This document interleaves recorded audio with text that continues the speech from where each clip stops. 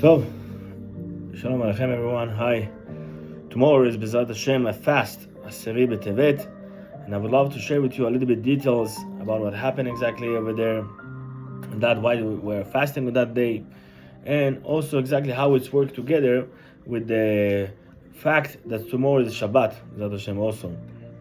So first of all, Rabotai, the fast 10 of Tevet has been written in the Bible, and the Navi, the prophet say, Tzom HaRevi'i, Chameshi, Shivi v'Asiri, the 4th, the 5th, the 7th, and the 10th. Okay, according to the Torah, the 4th fast is the 17th of Tammuz, the 5th fast is 9 of Av, 5th is the 7th fast is the Tzom Gedalia, and the fast number 10 is the number 10 month from the month of Nisan. It is 10 of Tevet that we're going to count and start tomorrow. The fast begins by 5:45 a.m. Okay, Alot HaShachar, until 5:10 p.m. It's actually the easiest fast that we have, and this is about the surrounding of Yerushalayim. Okay, it took about a year and a half until 17th of Tammuz. They broke the fence. They get inside to Yerushalayim. They start to murder and killed a lot of people until the 9 of the Av, 9 of Av, that been destroyed of Bet HaMikdash. But the beginning start actually on the 10 of Tevet. That's how value it is, how important it is. As we know, the famous question that been asking about Yosef, you're asking why, if this fast, Rabotai, you're asking about the Arada, Rabbi David Araiev asking, he said that if this fast could fail on Shabbat, we would supposed to fast on Shabbat. And the question he asking, he say, I never saw these things, because first of all we have a calendar, okay, and 10 of Tevet never will fail on Shabbat. But the value, the reason why he said that even if it fell on Shabbat, because the prophet Yechezkel say, he said the same word of Yom Kippur, Be'etzem Hayom Hazeh, on particular this day, you have to keep the fast. Of the same way, even Yom Kippur fell on Shabbat, we have to keep the fast. So if it happened that 10 of Tevet fell on Shabbat, we have to keep the fast on Shabbat. And the question is, Omer Chatam Sofer, he asking why Tisha B'Av, the day of destroyed Bet HaMikdash, fell on Shabbat, like example, we're moving that to Sunday, okay? Or Ta'anit Esther, if it fell on Shabbat, we take it early to Friday. Why Asara b'Tevet, 10 of Tevet, tomorrow fast, even fell on Shabbat, we have to keep fast on Shabbat? Why is it like that? So basically, that's not the only fast you're allowed to keep on Shabbat. Gemara said, if someone has a bad dream and he couldn't sleep, one of the dream, Gemara said that you have to keep fast on Shabbat. If you saw dream that Sefer Torah get burned, if you saw in a dream Yom Kippur, the time of Neilah, you saw that in your dream, you have to keep fast. It's something danger. Or if you saw your tooth, God forbid, fell on the dream, you have to keep the fast no matter what. Okay, and Gemara said the fast is so helping for the dream. Gemara said, Yafa ta'anit lechalom kenesod le'esh. That means ta'anit is really powerful, really helpful for the dream. So we know Gemara Masechet Brachot said there's some fast that 99%, 100% going to happen if God forbid someone see the dream on you, or you have some bad question and you saw the result on the dream. So that's sign also this dream going to happen. So this kind of dream. So if you saw that you're allowed to keep fast on Shabbat, why are you allowed to keep fast on Shabbat? It's Shabbat. So Chatam Sofer explained, he said, because any fast that's for future, we're allowed to keep. We're allowed to keep it even on Shabbat. So Tisha B'Av, 9 of Av, the destroyed Bet HaMikdash already happened. Past, that's it. Whenever we go to the past, we cannot do anything. So that's why we're not fasting on Shabbat. But Asara b'Tevet, 10 of Tevet, the day that been surround Yerushalayim, Mekubalim explain that this day was a tremendous day. It's not just a surround Yerushalayim. In Beit Din Shel Malach, HaKadosh Baruch Hu, where God is located with all his Beit Din, the court, they've been deciding and asking this question: are we supposed to continue to have Bet HaMikdash or no? Should we allow to destroy Bet HaMikdash or no? So this day, Asiri B'Tevet, 10 of Tevet, is the representative of the future of Bet HaMikdash.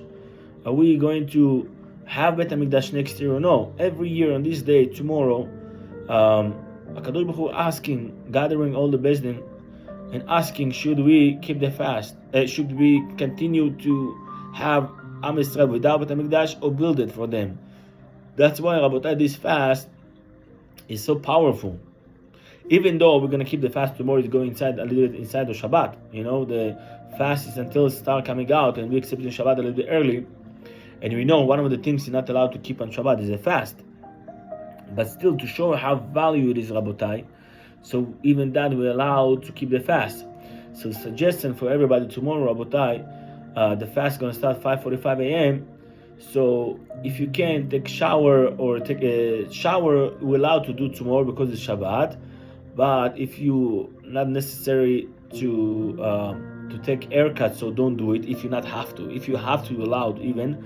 But if you not have to, don't do it today. Music, Abin Ishchai was a little bit strict about it, but we allowed, if you're working for Shabbat, you're allowed to listen to music. So who don't need to keep the fast? Compared to Yom Kippur, that only whoever is sick and has a danger for his life, he doesn't have any obligation to keep the fast. But people that even sick without any danger is not allowed to keep the fast. Okay, so I'm not talking about person that he said like, oh, I'm not feel well. I'm talking about someone that really has problem, you know, like heart problem, this problem. Of course, someone has kind of like weakness or is dizzy. That's the result of the fast. So you need to keep the fast as much as you could. But pregnant woman, she doesn't need to keep the fast. Even she wants to, she not have to. Whoever takes some medicine, whoever needs special treatment, he is not feel well, he doesn't need to keep the fast. So tomorrow I'm suggesting to everyone, when you're coming to synagogue to pray mincha, yes, we're gonna have Sefer Torah in the morning, also tomorrow, and also at night we're gonna have Sefer Torah. We're gonna read Sefer Torah as for the fast. So try to read the prayer a little bit faster, so we don't hold the people. Okay, so Shir HaShirim, whoever reading Shir HaShirim, whoever so this Divrei Torah, keep it for Shabbat. Don't say it on Friday. So that's one. The second thing is, so 5:10 Shabbat coming out this year, 2020-23. So make sure, Rabotai, that you're coming home right away and don't hold it. If you feel really dizzy, even you're allowed to skip Shalom Aleichem and Eshet Chayil, right away start the Kiddush. And if you know you're late, tells your wife, don't wait for me. Do the Kiddush for you, for your kids, whoever whoever has like kids that are already 12 or 13, they're starting to keep the fast. Let them to do the Kiddush. Don't wait to the father. Okay, if you're late and then suffer yourself, you understand? The Shabbat is already not easy to keep a fast on Shabbat. So do the Kiddush and wait for your husband. That's basic one. One more thing, Rabotai, Rav Shlomo Zalman Auerbach get a question after the Holocaust, the World War II, about what to do with those people that have been found dead and we don't know the day of the passed away, when they murdered or they died, those people.